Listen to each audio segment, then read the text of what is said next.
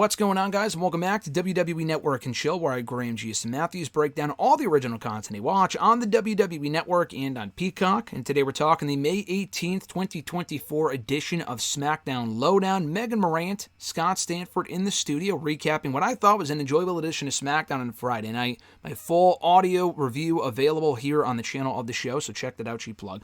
They open up the episode running down the updated brackets for the King and Queen of the Ring tournaments following Friday's SmackDown.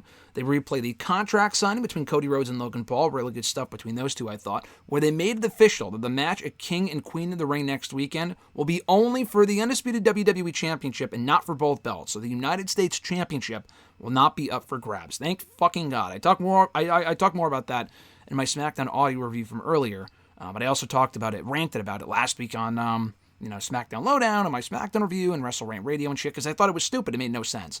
So that was intentional. They kept it vague on purpose because they wanted to set up what they did on SmackDown this past week. Then job well done.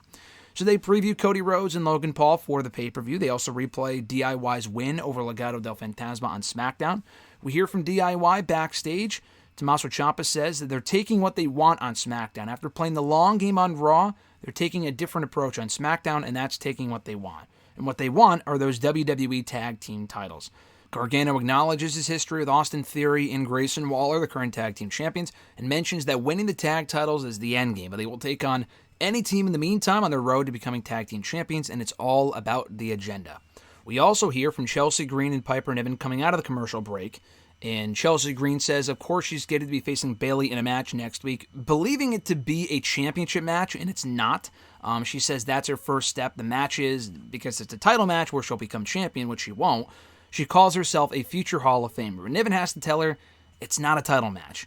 And then Chelsea says, you're right, it's a championship match. Kind of like playing off the whole WWE banned words thing, which was funny. And then Niven says, no, the championship is not on the line. But if you beat the champion, then you can earn an opportunity, which is true.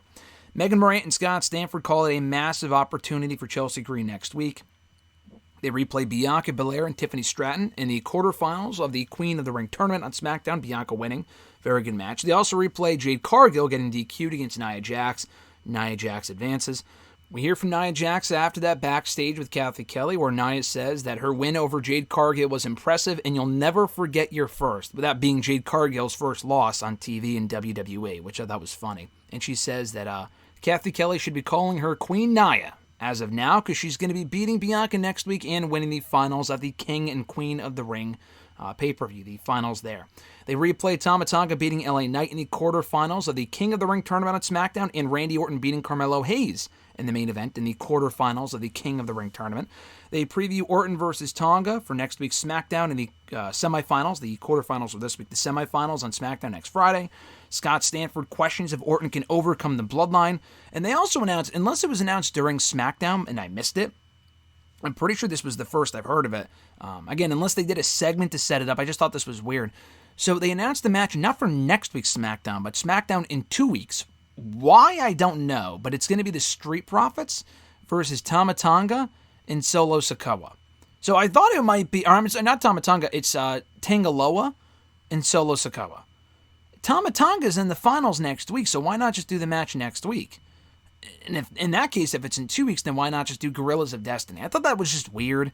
I know Dawkins lost to Tama Tonga last week, so that's probably why they're doing the match. I don't know why they're waiting in 2 weeks, and I don't know where the setup for this was. Again, there might have been a segment on SmackDown that I missed, or they're just going off of what happened last week. I thought it was weird they announced this here and not on SmackDown itself.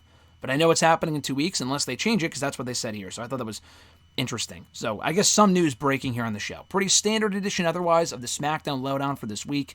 Thank you guys for checking out my review. I appreciate it. Be sure to like the video, drop a comment, share the video. Never miss new content every single day here on the channel. So have an awesome one, guys. I'm Graham G. Matthews, and I'll catch your ass down the road.